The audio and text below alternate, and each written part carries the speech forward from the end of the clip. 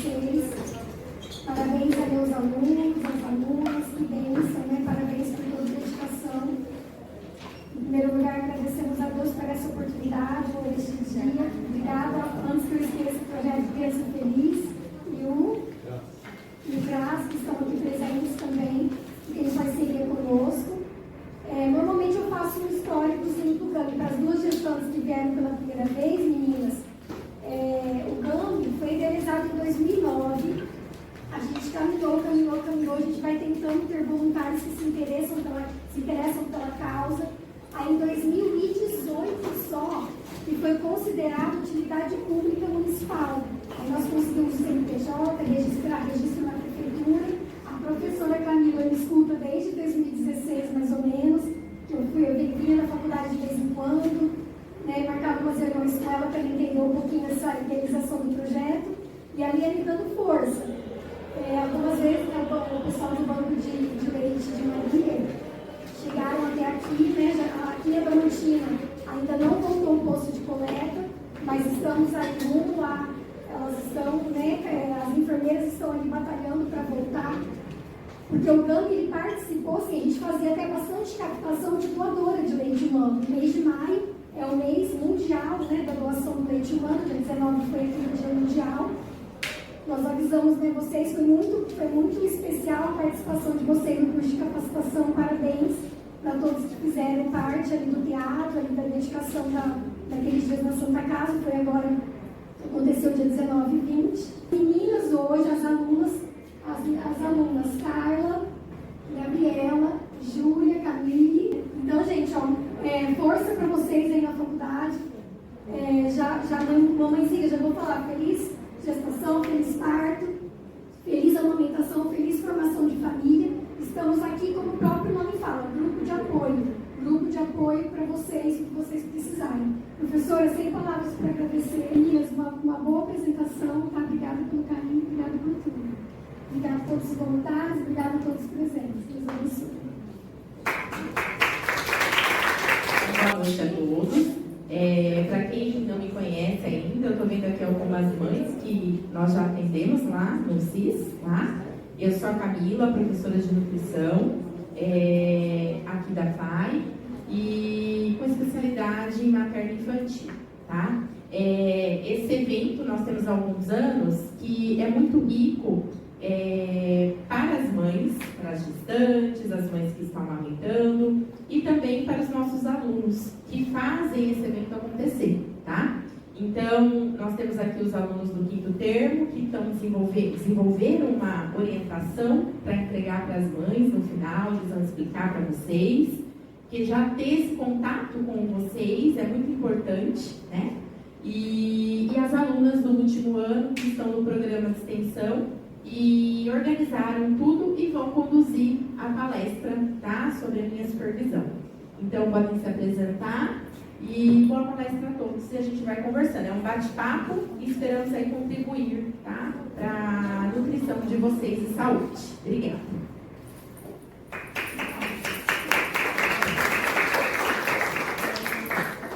Boa noite a todos. Meu nome é Gabriela, eu sou aluna do 4º termo, aliás, do 4º ano de nutrição, último ano. E as meninas estão com vergonha, então eu vou apresentar elas também. Essa é a Carla, a Camille e a Júlia. Nós estamos na mesma sala e fazemos parte do projeto de extensão junto com a Camila. Então a nossa apresentação hoje vai ser sobre alimentação saudável na gestação e na amamentação. Tá? É uma roda de conversa, então a gente não quer uma coisa assim tão formal. Se vocês quiserem fazer perguntas, podem ficar à vontade. Se quiserem fazer alguma observação, contar algum caso, podem ficar à vontade, tá? A gente quer que vocês se sintam à vontade. Então, na gestação é um momento muito importante, não só para a mãe, mas para o feto, porque é através da placenta e do cordão umbilical que serão passados todos os nutrientes para o bebê. Então, é de suma importância que, além dos hábitos alimentares saudáveis, a mãe tenha também hábitos gerais de forma adequada, porque tudo que será consumido, ingerido pela mãe será passado para o bebê. Então, é um momento muito importante e essencial para a saúde e para o bom desenvolvimento desse bebê. porque todos os nutrientes que a mãe passar para ele vai contribuir para o seu crescimento e desenvolvimento adequado. Então, os primeiros 1000 dias de vida, eles fazem parte da vida da criança, essa parte infantil, da gravidez até o 2º ano da criança. Então, na gravidez, nós temos os 9 meses, né, normalmente, 270 dias, mais 365 dias do primeiro aninho da criança e no segundo aninho mais 365 dias. Então, somados, são os 1000 dias de vida da criança. Vocês já devem ter ouvido falar, e é um período muito importante, porque é aqui que essa criança vai adquirir os requisitos básicos para o desenvolvimento dela. Então, é o que nós chamamos de janela de oportunidade, porque o desenvolvimento dessa criança é muito rápido, não só físico, mas também cognitivo, neural. Então, é uma fase muito importante para contribuir para os hábitos saudáveis dessa criança. É importante a gente saber como alimentar ela de forma adequada, então fazer o aleitamento materno exclusivo até os 6 meses, depois introduzir os alimentos de forma gradual, para que todos esses nutrientes sejam fornecidos de maneira adequada e contribua realmente para o desenvolvimento da criança. Então, o que acontece? Nos primeiros 1000 dias de vida, dependendo de como os alimentos são ofertados para o bebê, isso afeta não só naquela fase infantil, mas durante toda a vida da criança, na adolescência e na fase adulta. Existem diversos estudos que comprovam que a oferta de alimentos ultraprocessados e açúcares de forma inadequada, ou seja, de forma precoce e também muito alta, contribui para que essa criança tenha outras doenças não transmissíveis, como diabetes, hipertensão, obesidade. Então, se eles são ofertados antes do tempo e de uma forma excessiva, isso vai contribuir para que a criança mais para frente tenha algumas complicações. Então, a importância da nutrição durante a gestação. O que acontece? A alimentação da mãe, como eu já disse, é passada diretamente para o bebê. Os nutrientes são passados diretamente para o bebê. Isso interfere no desenvolvimento físico, neural, cognitivo, além também de interferir na saúde da mãe, porque é um período que vários nutrientes são mais necessários ainda. Depois as meninas vão falar, mas o ácido fólico, o ferro, o cálcio, vocês já devem saber isso muito bem, mas eles são muito necessários e muito importantes. Então é através da alimentação que nós vamos conseguir isso. Além também da prevenção de complicações, tá? Da dieta da mãe. Uma alimentação saudável previne a diabetes gestacional, pré-eclâmpsia. Então, várias complicações são evitadas através da alimentação. E a promoção de um aleitamento materno adequado, porque depois que passa a gestação, depois que o bebê nasce, o aleitamento materno ele deve ser feito de forma correta também. E, como a gente já falou, os nutrientes serão passados para o bebê. Então, se teve uma alimentação adequada antes, se tivermos hábitos saudáveis antes, isso vai contribuir para que o aleitamento materno depois seja ainda mais eficaz. Então, para isso, nós brasileiros temos um super apoio para a gente, que é o Guia Alimentar para a População Brasileira. Não sei se vocês já ouviram falar, mas é através dele que nós temos várias e várias dicas, vários ensinamentos, coisas que até hoje nós na faculdade usamos demais, que são várias formas de alimentação saudável. Lá tem receita, tem o que eu coloquei aqui, né, que foi o prato saudável, o modelo de prato saudável, que nós falamos demais na faculdade. Hoje na nutrição comportamental usa muito, porque deve ser a base da nossa alimentação. Então, o prato saudável diz que no almoço, em todas as refeições, mas aqui eu peguei o exemplo do almoço, mas café da manhã esse aqui, né, tudo junto. 50% do prato tem que ser de fibras, então salada, frutas, vegetais, 50% do prato. 25% de carboidrato, arroz, batata, mandioca, aqui tem o pão, e 25% proteína, que é a carne, ou os ovos. Então, Isso aqui é um dos exemplos do que é mostrado lá no guia alimentar, tá? Mas tem várias outras formas, tem fonte de fibra, lá explica certinho, a gente vai falar um pouco para vocês também. Mas o que são os carboidratos, para que eles servem, proteína também. Então o guia é um super apoio para nós adultos e adolescentes. Agora, para crianças, também tem o guia alimentar para crianças brasileiras menores de 2 anos. Então, o que ele diz? Outro apoio, né? Tem o guia alimentar para a população e o guia alimentar para crianças menores de 2 anos. Lá fala sobre o aleitamento materno exclusivo, como ele deve ser feito, o que deve ser ofertado após os 6 meses, porque até os 6 meses é indicado o aleitamento materno exclusivo, somente o leite da mãe. Depois, inserir de forma gradual na alimentação dessas crianças, comida em formato de papinha primeiro, né? A gente começa com a papinha, depois alimentos picados, e ir ajustando assim de forma gradual, para que a criança tenha o costume de comer, para que ela conheça esses alimentos. É muito importante também não misturar os alimentos, porque a criança precisa conhecer todos os sabores individuais. Outra coisa também que fala é sobre a adição de açúcar, mel e adoçante para crianças de até 2 anos. Então, é muito importante, pelo menos até os 2 anos, não adicionar açúcar, nem adoçante e nem mel. Por quê? São realçadores de sabores. Então, quando a gente coloca isso, mas tadinho do meu filho, está sem açúcar. Mas está sem açúcar para você. A criança ainda não conhece aquele sabor. Então, é algo novo para eles e eles precisam explorar esse momento, porque depois, se a criança provar com açúcar, ela não vai querer acostumar sem. Bom, gente, os alimentos, né, eles têm 4 tipos de grau de processamento. São classificados como in natura, minimamente processados, processados e ultraprocessados. Os in naturas são os alimentos obtidos através das plantas, de animais que não passam por nenhum tipo de alteração, né, como, por exemplo, frutas, legumes, verduras, os ovos também. Os minimamente processados, eles são alimentos in natura, só que passam por um mini processo, seja limpeza, moagem, secagem, isso. Como, por exemplo, o arroz, o leite, né? E através dos alimentos in naturas, eles são extraídos os óleos, o sal, o açúcar, que são utilizados nas preparações culinárias. Os alimentos processados, né?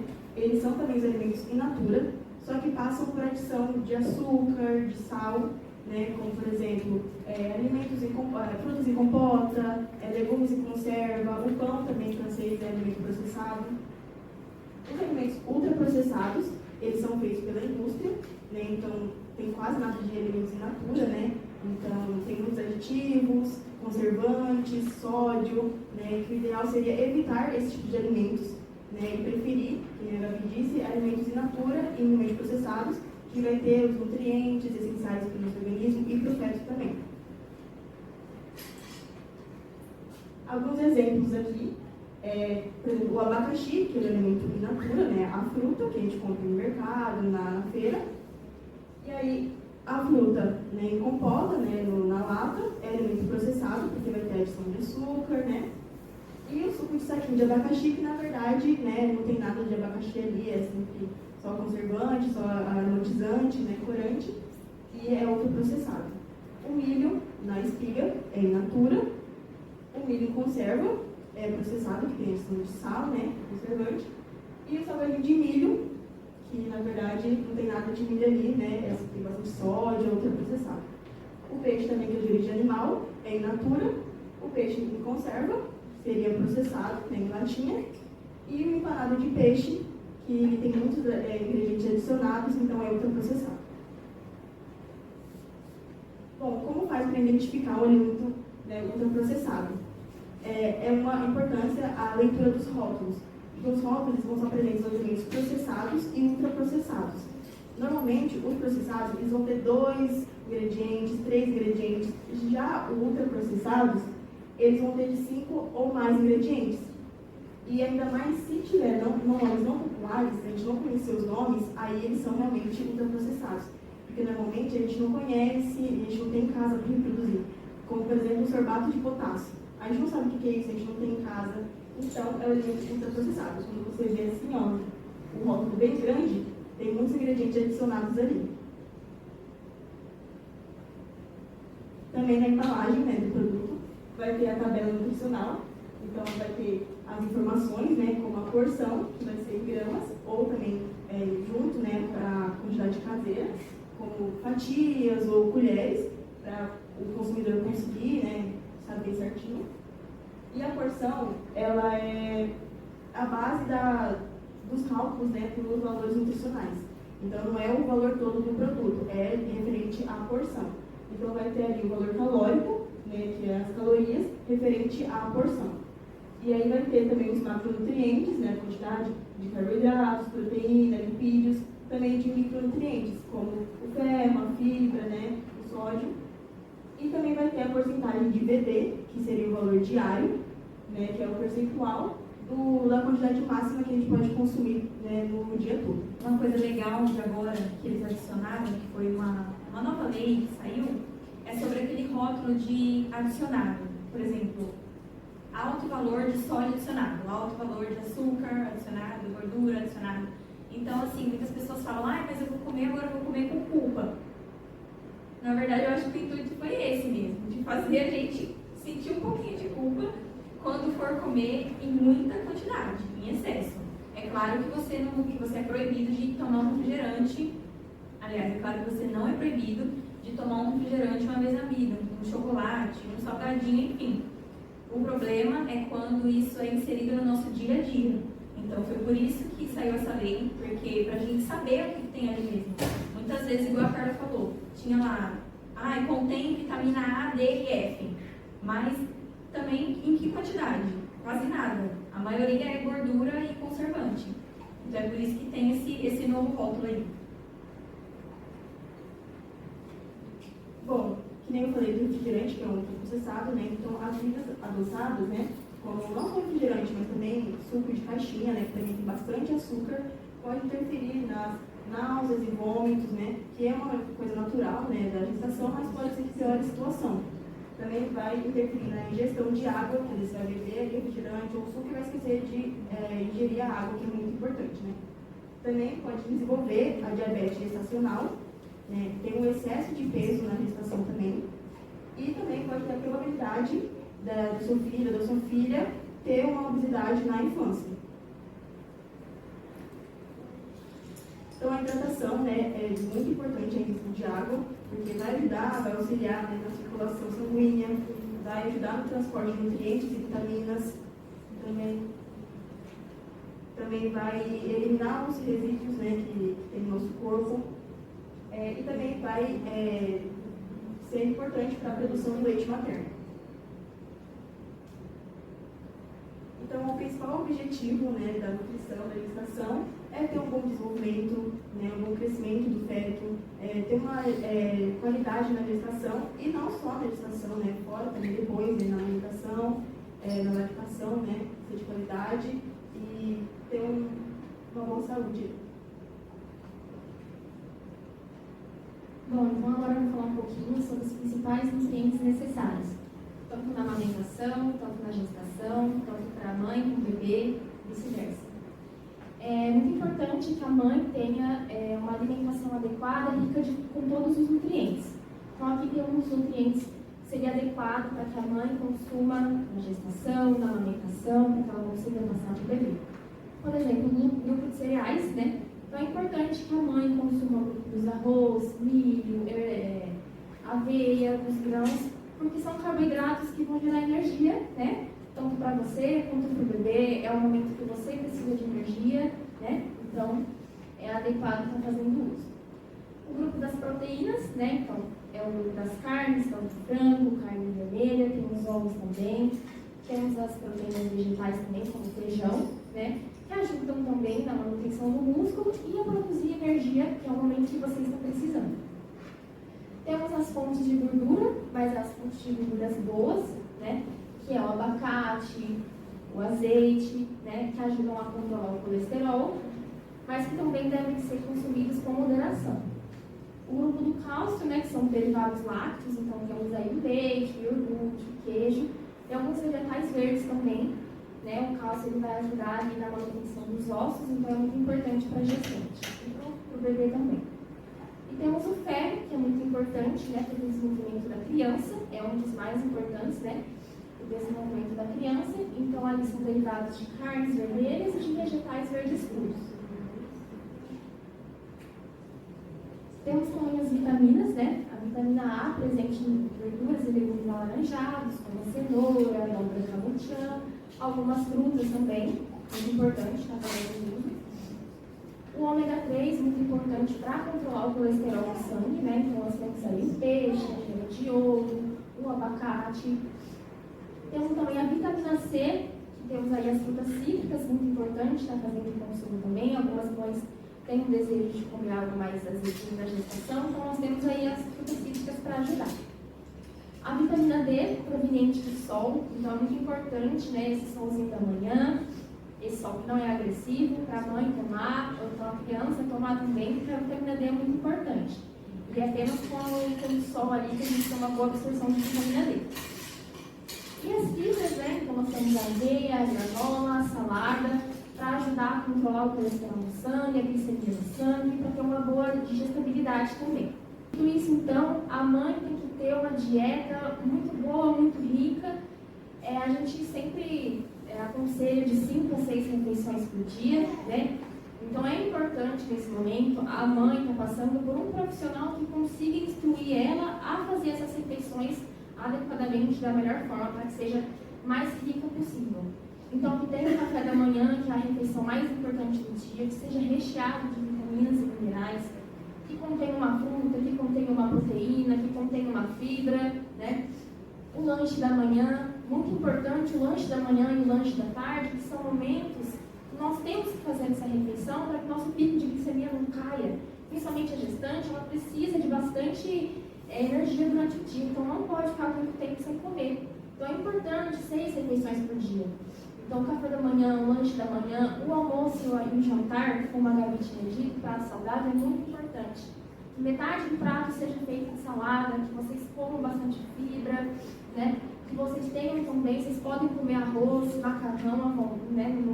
Não é para não comer, pode comer o arroz, pode comer o macarrão, pode comer o feijão, os grupos das carnes também é muito importante, né? Algumas mães acham que depois que fica grávida não pode comer algumas coisas, mas tudo com moderação, né? Se tiver o grupo da salada, o grupo das frutas e o grupo das fibras, vocês podem estar fazendo uso desses alimentos.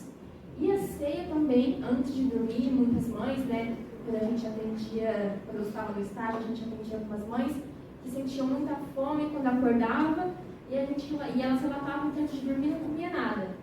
Então é muito importante, antes de dormir, se sentir uma fome, tome um chazinho, se for necessário, tome uma ceia, para que não fique com o pico de glicemia desregulado, principalmente essa parte que é tão importante. E assim, gente, né, só complementando, a gente fala do prato colorido, mas a gente tem que também, né, pensar que nem todo mundo gosta, né, de todo tipo de verdura, de todo tipo de fruta, mas que pelo menos, né, coloque algo que goste. Eu gosto só de almeirão, põe almeirão, né? Gosto só de tomate, põe tomate. Eu gosto só de chuchu, põe chuchu. Mas que seja um legume que vocês gostem, né? Eu gosto, por exemplo, que nem a carne vermelha é fonte de ferro, mas o ovo também tem muito ferro, tá?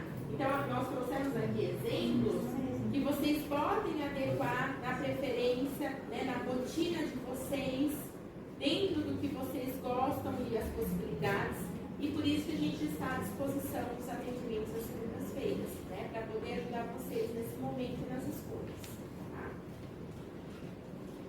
Bom, a gente restringe o uso excessivo de cafeína na amamentação e na gestação, porque a cafeína ela fica muito tempo no organismo da criança e causa irritabilidade.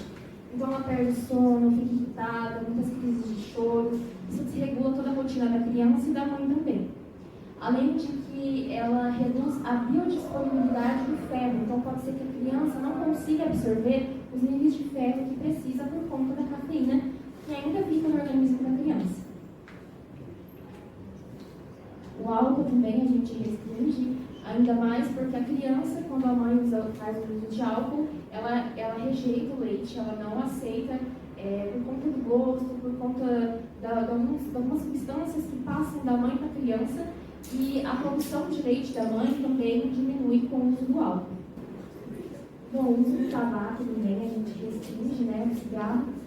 Ele tem um impacto negativo, né, porque ele reduz as hormônios prolactina e ocitocina que fazem a produção e saída do leite. Então, ele dificulta muito esse processo de amamentação, que deveria ser um processo leve tanto para a mãe quanto para o bebê. Além de que alguns estudos eles falam que a nicotina fica presente, né, ali no leite que passa para a criança, e aí a criança pode sentir náuseas, vômitos, por isso que a gente restringe o uso, que não é permitido. Dito isso, é muito importante que a mãe tenha uma rede de apoio, principalmente nesse horário da alimentação. A mãe precisa ter um lugar confortável para comer, se alimentar, fazer todas as alimentações tranquila, com calma, mastigar bem, comer todos os grupos alimentares, né, para que ela consiga ingerir todas as vitaminas que ela precisa nesse momento tão importante.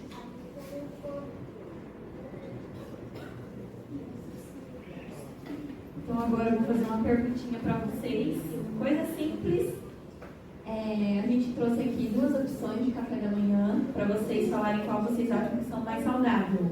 Qual é mais saudável? Então a primeira é o pão com requeijão e o peito de peru e um suquinho de soja de laranja, suquinho de caixinha. A segunda opção é um pão com ovo e uma vitamina de banana, leite com banana. O que vocês acham? Qual é mais saudável? Pão com ovo? Todo mundo concorda? E por quê? Só para deixar mais difícil, né? Tinha que ser a professora, né? Porque tem aquele suco lá dentro. Só por causa do suco? Requeijão, né? O que você acha, mamãe? Eu acho que isso é causa do ovo, né? O pão com ovo é melhor do que. E o que você acha do peito de peru? Eu acho que deve ser bom também. Mas o pão é mais nutritivo. Então, né? Engana. Como engana? Nesse caso, o pão com ovo é mais saudável mesmo, porque o ovo é uma fonte de proteína natural, um alimento natural. Porém, do outro lado, a gente tem o pão com requeijão e o peito de peru. O requeijão também é um alimento saudável. Não é um alimento ultraprocessado. Ele tem conservantes, tem adições, mas é um alimento que vem do leite, um alimento natural. O problema ali é o peito de peru e o suco de laranja de soja.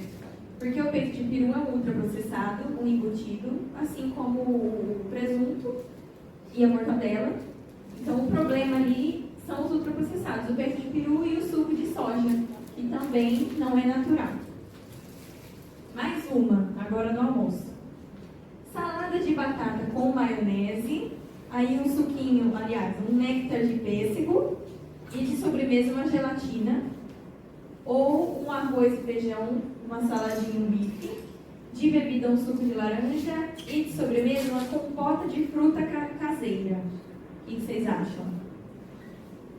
Poxa, só para levar uma pergunta do outro veio de trás, tá? Por que o pão tem que tirar o miolo? Não, mas não tem que tirar, não. Muitos nutricionistas falam que você não pode comer o miolo do pão. Então, né, é que assim, cada profissional fala uma coisa, tem muita divergência, né? Mas assim, o miolo do pão é carboidrato igual a casca do pão. As duas oferecem, é o mesmo intuito, é o pão. Porque a massa é a mesma, tem gente que fala assim, você não pode comer o miolo porque não sei o quê, mas se a massa é a mesma. É porque diminui caloria, entendeu? Todo alimento tem calorias. E aí, você tirando o miolo, você reduz a caloria do carboidrato, que em excesso, né, ajuda no ganho de peso. E aí você pode preencher, por exemplo, com ovo, com frango, que tem mais proteína e menos açúcar, entendeu? Por isso que muitas vezes se indica. Né? Mas assim, depende pra quem. Que nem, por exemplo, para gestante não é o objetivo. Agora, se for um idoso, um adulto, né, uma criança que esteja acima do peso, aí seria uma estratégia, entendeu? Mas não que vá ser sempre assim. E aí, o que vocês acham do almoço? Alguma opinião, alguma coisa? Ninguém? O arroz com feijão, a salada e o bife e o suco de laranja. Muito bem. E por que você acha Mais isso? saudável. É um gordo falando coisa mais saudável. Estou pensando É a melhor opção, porque tem a fonte de carboidrato, tem mais nutrientes, tem a salada, fibra, o bife. Ali é só salada de batata com maionese. Então ali é só a batata com maionese. E o néctar, que nem é suco natural, o néctar é aquele suco industrializado. E a gelatina, que também é um industrializado. Aqui a gente tem a compota de fruta caseira, que vai açúcar, compota vai açúcar, porém não tem outros aditivos, é caseiro. Então, por mais que tenha uma quantidade grande de açúcar, é uma opção de sobremesa que não é industrializada. Sobre a alimentação da mãe em relação à alimentação do bebê. A alimentação da mãe interfere na composição do leite materno durante a amamentação? Sim, gente, ela influencia muito. A alimentação da mãe ela desempenha um papel fundamental na amamentação. Tudo que ela ingere passa para o leite e, consequentemente, passa para o bebê também. E por isso a alimentação adequada da mãe na gestação e na amamentação é muito importante, porque tudo vai influenciar no crescimento e desenvolvimento do bebê. Geralmente quem está grávida ouve muito que ela pode comer por 2 agora porque ela está grávida. Isso é um mito ou uma verdade? É algo que a gente fala bem, né, desde antigo, né, dos ancestrais nossos aí, né, da avó, da tataravó, né. Então é isso mesmo, né, a liberdade de comer por 2. De certa forma estamos, né, mas não precisa ser o por 2.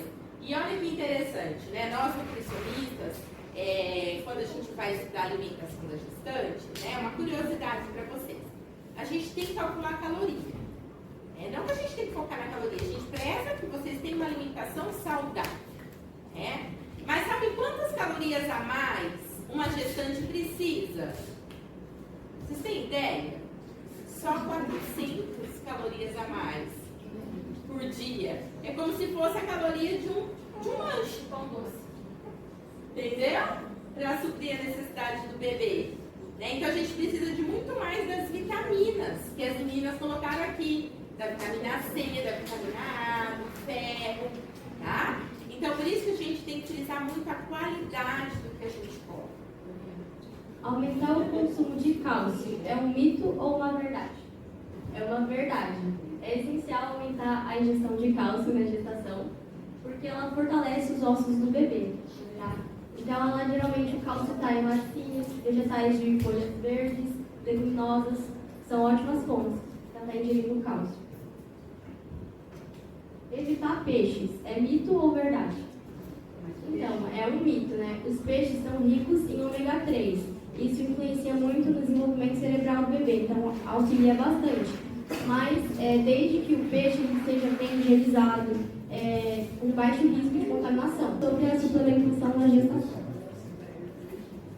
A suplementação na gestação, ela é essencial para o bebê, para o desenvolvimento e crescimento dele. Então, ela é indicada pelo médico, tá? E ela previne as malformações, previne a anemia, apoia o crescimento do bebê e reduz os riscos de complicações. Os principais nutrientes que a gente precisa repor na gestação e na amamentação é o ácido fólico, que é a vitamina B9. Ela evita os defeitos no cérebro e na coluna. O ferro previne a anemia. O cálcio e a vitamina auxiliam na formação óssea. O ômega 3, que vem dos peixes, eu falei também, é o desenvolvimento do cérebro, ele auxilia no desenvolvimento do cérebro.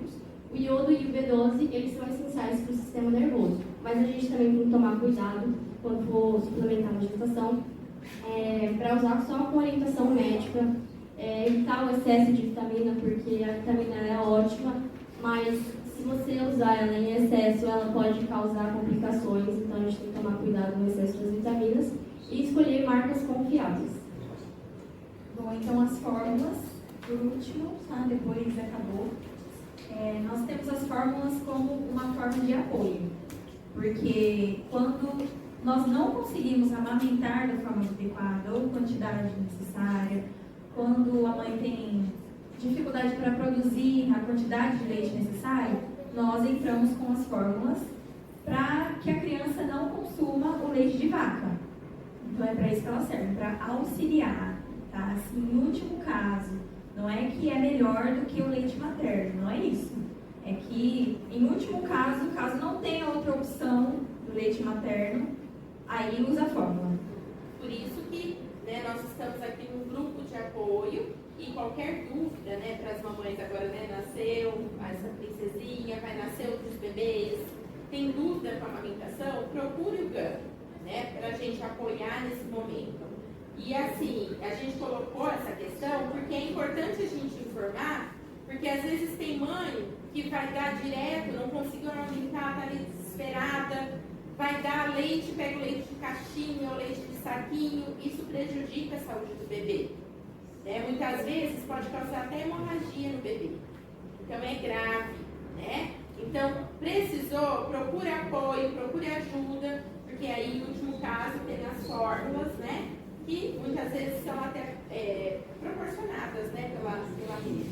Tem os bancos de leite também, né? Doação. A mãe que não consegue amamentar pode acabar procurando um banco de leite. Essas coisas.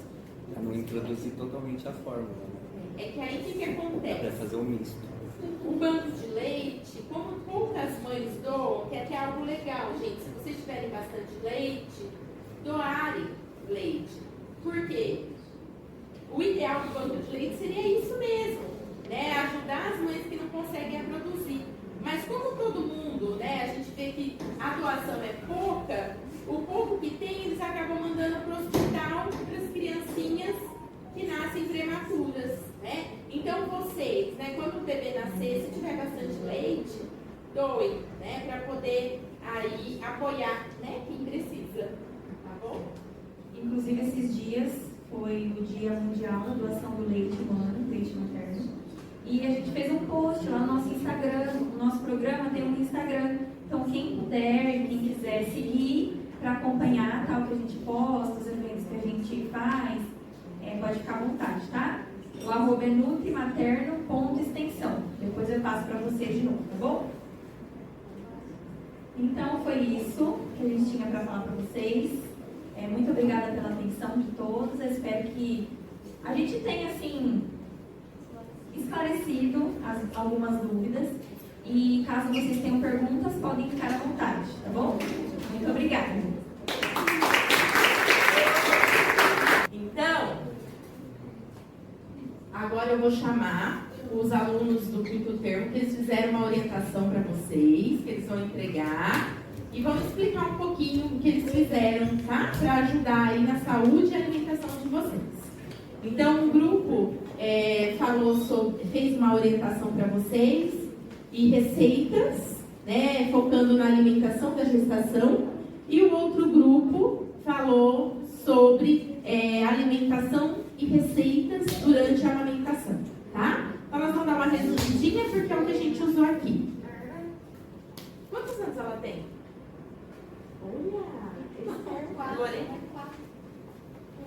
Boa noite, eu me chamo Ludmila, sou do quinto termo, né, o terceiro ano, penúltimo ano da nutrição. E na aula da professora Camila, né, materno infantil, a gente fez 2 folders, né, um sobre gestantes, né, a alimentação da gestante, e o outro que a Mariela vai falar é das lactantes. Nos folders a gente colocou alimentos que vocês podem preferir e evitar, né? De acordo com o que as meninas já falaram aqui, a gente só mesmo deu uma reforçada para vocês entenderem mais, né? Algumas coisas que são mais importantes. E também nós colocamos receitas, né? Colocamos uma receita doce e uma salgada, depois vocês podem dar uma olhada e estar fazendo em casa também. Qual receita que é? Para elas matarem a curiosidade? Eu já vi. A doce é um muffin de banana com aveia sem açúcar. E a salgada é uma torta de frango com legumes, né? De acordo com tudo que elas falaram aqui. Só mesmo para dar uma reforçada, para vocês fazerem em casa também. Tem o passo a passo, tudinho aqui para vocês. Tá bom? E relembrar tudo que foi falado. Sim. todas, meu nome é Mariela, então como a Ludmila comentou, a gente também fez um folder para quem já está no período da amamentação. Então ficou um grande resumo do que foi a palestra que as meninas apresentaram. A gente colocou as vitaminas e diversas fontes das vitaminas que vocês têm que priorizar nesse momento. Também colocamos sobre a hidratação, que as meninas reforçaram bastante a importância de tomar a água para quem já está amamentando. A gente também colocou algumas coisas que vocês devem evitar, então evitar o consumo de álcool, do tabaco e também dos ultraprocessados. A gente colocou aqui também a imagem da lupinha, que é uma dica de como vocês identificarem os ultraprocessados hoje em dia, né? Que hoje na embalagem a gente tem esse aviso, que é a lupa que tem alta concentração de açúcar ou de gordura e de sódio.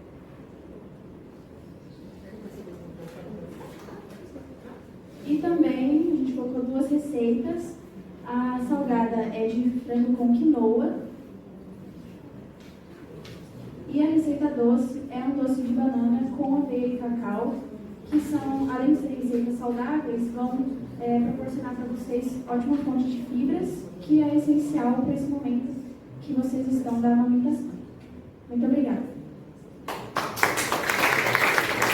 Se valer nota, tem que trazer para nós provar, vocês Mas nós trouxemos, né? As alunas fizeram um cookie para vocês com chocolate saudável, tá? A gente fez um cookie com banana, canela, tem também aveia em flocos, coco ralado e chocolate 40%. Então as mamães podem comer à vontade, tá? E é pouca canela, viu? Não é? Não, fiquem tranquilas.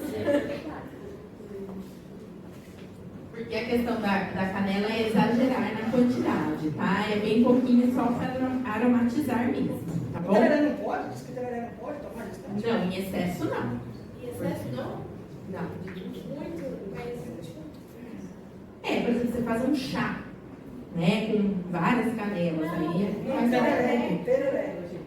também não faz bem para o bebê. Na verdade, os chás que não são de casca de fruta ou da fruta, é bom evitar. Porque assim, a gente não escuta falar erva doce é para gases, camomila calma, erva cidreira calma. Mas em excesso, a gente ainda não tem nada dizendo o que causa para os nossos bebês, né? E até porque, por exemplo, o tereré, né, chimarrão, tem mate. E mate tem cafeína. E cafeína em excesso não faz bem para os bebês, né? Então, por isso que a gente pede para evitar. Quero agradecer às alunas do programa de extensão, né, que coordenou e realizou tudo isso, né? Vocês são muito eficientes, tá? É verdade, organizadas, de manhã saíram do estágio, vieram, na verdade, na hora do almoço, fazer os cookies. Final de semana, ficamos conversando sobre as receitas, montando aula, mandando para corrigir. Então, parabéns, tá, meninas? Vocês fazem parte desse evento acontecer, tá bom? Obrigada.